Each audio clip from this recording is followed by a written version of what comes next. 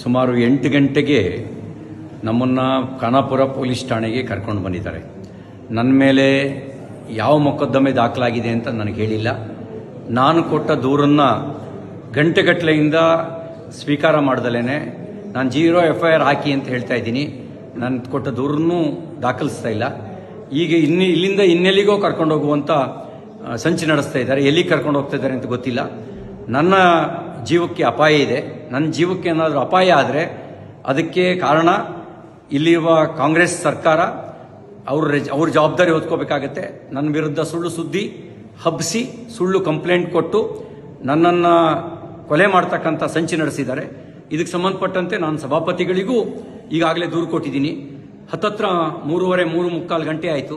ನಾನು ಪೊಲೀಸ್ ಠಾಣೆಗೆ ಬಂದು ಏನು ದೂರಿದೆ ಅಂತಲೂ ಹೇಳಿಲ್ಲ, ನಮಗೆ ಏನು ಬೇಕು ಅಂತಲೂ ಕೇಳಿಲ್ಲ. ಹೀನಾಯವಾಗಿ ನಡೆಸ್ಕೊಳ್ಳೋ ಕೆಲಸ ಮಾಡ್ತಾ ಇದ್ದಾರೆ. ಮತ್ತು ಇಲ್ಲಿಂದ ಎಲ್ಲಿಗೆ ಕರ್ಕೊಂಡು ಹೋಗ್ತಾರೆ ಅನ್ನೋದು ಕೂಡ ನನಗೆ ಸ್ಪಷ್ಟತೆ ಇಲ್ಲ.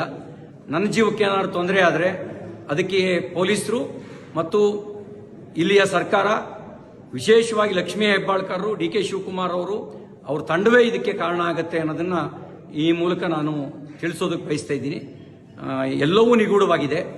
ಯಾವುದೋ ಕ್ರಿಮಿನಲ್ಗಳನ್ನು ನಡೆಸ್ಕೊಳ್ಳೋ ರೀತಿಯಲ್ಲಿ ನಡೆಸ್ಕೊಳ್ತಾ ಇದ್ದಾರೆ. ಅವರು ನಡೆಸ್ಕೊಳ್ತಿರೋ ರೀತಿ ಅನುಮಾನ ಹುಟ್ಟಿಸ್ತಾ ಇದೆ. ಪ್ರತಿಯೊಂದು ನಡೆಯೂ ಕೂಡ ಅನುಮಾನಾಸ್ಪದವಾಗಿದೆ ಅವರು ನಡ್ಕೊಳ್ತಿರ್ತಕ್ಕಂಥ ರೀತಿ. ನಾನೊಬ್ಬ ಜನಪ್ರತಿನಿಧಿಯಾಗಿ ಮಂತ್ರಿಯಾಗಿ ಕೆಲಸ ಮಾಡಿದವನು. ನಾನು ಕೊಟ್ಟ ದೂರಿಗೆ 0 FIR ರಿಜಿಸ್ಟರ್ ಮಾಡಿ ಅಂತ ಹೇಳಿದ್ರೆ ಮೀನಾಮೇಷ ಎಣಿಸ್ತಾ ಇದ್ದಾರೆ. ಇದೆಲ್ಲವೂ ಅವರು ತುರ್ತು ಪರಿಸ್ಥಿತಿಯ ಕಾಲಘಟ್ಟದಲ್ಲಿ ನಡ್ಕೊಳ್ಳೋ ರೀತಿಯಲ್ಲಿ ನಡ್ಕೊಳ್ತಾ ಇದ್ದಾರೆ. ಜೈ ಹಿಂದ್.